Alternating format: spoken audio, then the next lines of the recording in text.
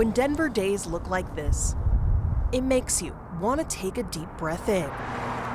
But in that same breath, some people take in a different quality of air. Exactly. Alex Bradley is the grad student behind a recent study published at CU Boulder. For the last 2 years, he researched air quality inequities among communities of color in Denver. So here in Denver, the communities that we see most affected are the Hispanic and Latino communities and the Native American and American Indian communities. The study found Globeville, Elyria, Swansea, and Chaffee Park as some of Denver's most polluted neighborhoods.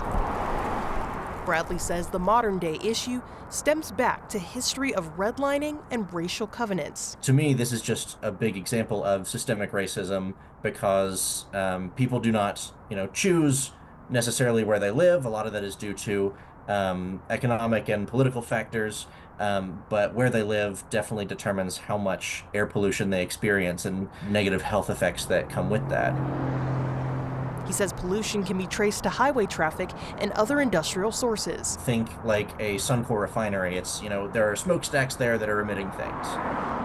So there's not one ideal solution. There are a lot of things that could be done to help mitigate this issue. He says using more electric vehicles, public transit, and rerouting trucks away from roads that cut through communities could address these disparities. Through this, these neighborhoods could one day breathe a little easier. The communities identified in the study know that they're living in poorer air quality than the rest of Denver. Back in 2017, Globeville, Elyria, and the Swansea neighborhoods filed a lawsuit against CDOT claiming negative health impacts from I-70 construction.